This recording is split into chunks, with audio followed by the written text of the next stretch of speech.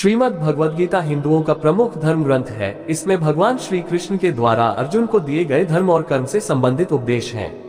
महाभारत के युद्ध में भगवान कृष्ण ने गीता के माध्यम से ही अर्जुन को सही पथ प्रदर्शित किया था, जिससे वह मोह त्याग कर युद्ध में सम्मिलित हो सके और अपने कर्म पर ध्यान केंद्रित कर सके।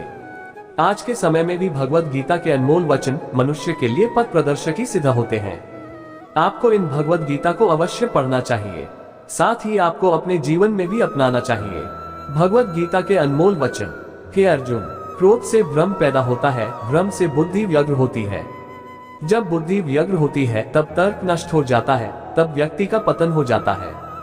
फल की अभिलाषा छोड़कर कर्म करने वाला पुरुष ही अपने जीवन को सफल बनाता है। मनुष्य अपने विश्वास से निर्मित होता है, जैसा वह विश्वास करता है वैसा ही वह बन जाता है। गीता के अनुसार नरक के 3 द्वार होते हैं, वासना, क्रोध और लालच। हे अर्जुन, मन अशांत है और इसे नियंत्रित करना कठिन है, लेकिन अभ्यास से इसे वश में किया जा सकता है। मेरा तेरा, छोटा बड़ा, अपना पराया अपने मन से हटा दो, फिर सब तुम्हारा है और तुम सबके हो। जो हुआ अच्छा हुआ, जो हो रहा है वह अच्छा हो रहा है, और जो होगा वह भी अच्छा होगा। मैं सभी प्राणियों को एक समान रूप से देखता हूँ। मेरे लिए ना कोई कम प्रिय है ना ही ज्यादा, लेकिन जो मनुष्य मेरी प्रेम पूर्वक आराधना करते हैं वो मेरे भीतर रहते हैं और मैं उनके जीवन में आता हूँ। धरती पर जिस प्रकार मौसम बदलते रहते हैं, उसी प्रकार व्यक्ति के जीवन में भी सुख दुख आते जाते रहते हैं। जीवन न तो भविष्य में है न अतीत में है, जीवन तो बस इस पल वर्तमान में है। कोई भी व्यक्ति जो चाहे वह बन सकता है, यदि वह व्यक्ति एक विश्वास के साथ इच्छित वस्तु पर लगातार चिंतन करे। जो लोग अपने मन को नियंत्रित नहीं करते हैं, उनके लिए वह शत्रु के समान काम करता है। सदैव संदेह करने वाले व्यक्ति के लिए प्रसन्नता न इस लोक में है और न ही परलोक में। हे अर्जुन, तुम्हारा क्या गया जो तुम रोते हो? तुम क्या लाए थे जो तुमने खो दिया? तुमने क्या पैदा किया था जो नष्ट हो गया? तुमने जो लिया यहीं से लिया, जो दिया यहीं पर दिया। जो आज तुम्हारा है कल किसी और का होगा, क्योंकि परिवर्तन ही संसार का नियम है। जन्म लेने वाले के लिए मृत्यु उतनी ही निश्चित है जितना कि मरने वाले के लिए जन्म लेना। इसलिए जो अपरिहार्य है उस पर शोक नहीं करना चाहिए।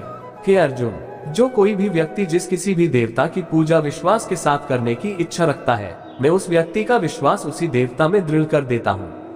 वह व्यक्ति जो सभी इच्छाएं त्याग देता है और मैं और मेरा की लालसा और भावना से मुक्त हो जाता है, उसे अपार शांति की प्राप्ति होती है। जो होने वाला है वो होकर ही रहता है और जो नहीं होने वाला वह कभी नहीं होता। ऐसा निश्चय जिनकी बुद्धि में होता है उन्हें चिंता कभी नहीं सताती है। समय से पहले और भाग्य से अधिक कभी किसी को कुछ नहीं मिलता है। जो व्यवहार आपको दूसरों से पसंद ना हो, ऐसा व्यवहार आप दूसरों के साथ भी ना करें। जब जब इस धरती पर पाप, अहंकार और अधर्म बढ़ेगा तो उसका विनाश कर पुनः धर्म की स्थापना करने हेतु मैं अवश्य अवतार लेता रहूंगा। हे अर्जुन, मैं भूतकाल, वर्तमान और भविष्य काल के सभी जीवों को जानता हूँ, लेकिन वास्तविकता में कोई मुझे नहीं जानता है। केवल व्यक्ति का मन ही किसी का मित्र और शत्रु होता है। अच्छे कर्म करने के बावजूद भी लोग केवल आपकी बुराइयां ही याद रखेंगे, इसलिए लोग क्या कहते हैं इस पर ध्यान मत दो, तुम अपना काम करते रहो। मनुष्य को परिणाम की चिंता किए बिना लोभ, लालच और निस्वार्थ और निष्पक्ष होकर अपने कर्तव्यों का पालन करना चाहिए। मानव कल्याण ही भगवद गीता का प्रमुख उद्देश्य है, इसलिए मनुष्य को अपने कर्तव्यों का पालन करते समय मानव कल्याण को प्राथमिकता देना चाहिए।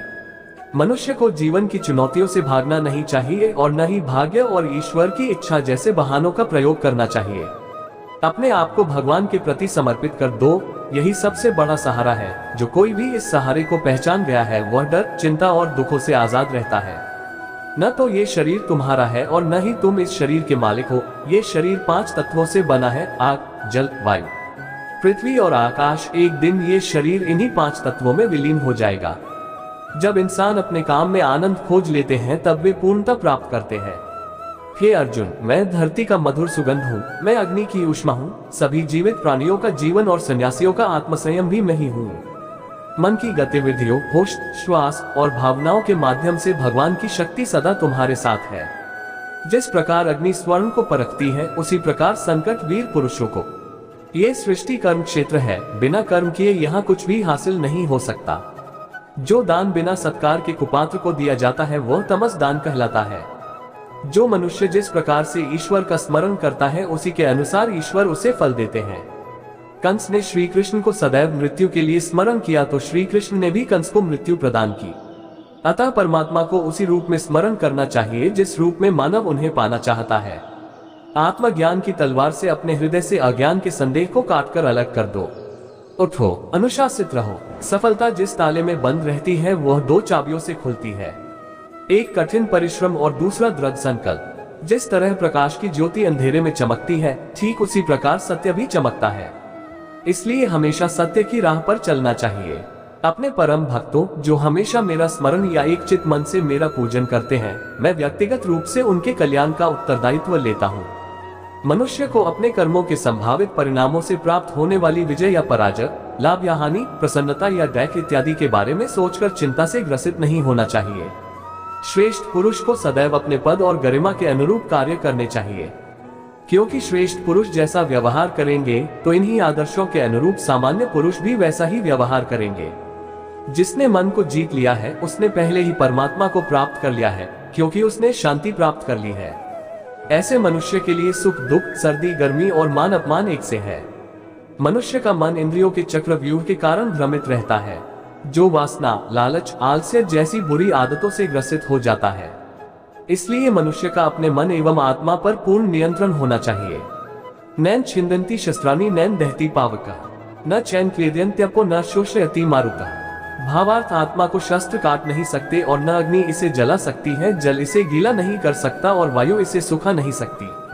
न जायते म्रियते वा कदाचिना यम भूत्वा भाविता व न भूयः। अजो नित्य शाश्वतोय पुराणो न हन्यते हन्यमाने शरीरे। भावार्थ, आत्मा किसी काल में भी न जन्मता है और न मरता है और न यह एक बार होकर फिर अभाव रूप होने वाला है। आत्मा अजन्मा, नित्य, शाश्वत और पुरातन है। शरीर के नाश होने पर भी इसका नाश नहीं होता। जातस्य ही ध्रुवो मृत्युर्ध्रुव जन्म मृत्स्य च तस्मात् परिहार्यर्थे न त्वं शोचितुमर्हसि। भावार्थ, जन्म लेने वाले की मृत्यु निश्चित है और मरने वाले का जन्म निश्चित है, इसलिए जो अटल है, अपरिहार्य है, उसके विषय में तुमको शोक नहीं करना चाहिए। देहिनोऽस्मिन् यथा देहे कौमार यौवन जरा तथा देहांतर प्राप्तिर्धीरस्ततु न मुह्यति। भावार्थ, जैसे इस देह में देही जीवात्मा की कुमार, युवा और वृद्धावस्था होती है, वैसे ही उसको अन्य शरीर की प्राप्ति होती है। धीर पुरुष इसमें मोहित नहीं होता है। युक्ताहार विहारस्य युक्तचेष्टस्य कर्मसु युक्त स्वप्नावबोधस्य योगो भवति दुःखः। भावार्थ, जो खाने, सोने, आमोद प्रमोद तथा काम करने की आदतों में नियमित रहता है, वह योगाभ्यास द्वारा समस्त भौतिक क्लेशों को नष्ट कर सकता है। असंशयम महाबाहो मनो दुर्निग्रह चलम अभ्यासेन तु कौन्तेय वैराग्येन च गृह्यते। भावार्थ, है महाबाहो, संदेह मन चंचल और कठिनता से वश में होने वाला है, परंतु हे कुंती पुत्र, उसे अभ्यास और वैराग्य के द्वारा वश में किया जा सकता है। इस वीडियो में भगवत गीता में हमने भगवत गीता के सिर्फ महत्वपूर्ण अनमोल वचनों को ही दिखाया है। किसी भी त्रुटि या अन्य विषय पर आप अपने सुझाव हमें कमेंट के माध्यम से अवश्य दें।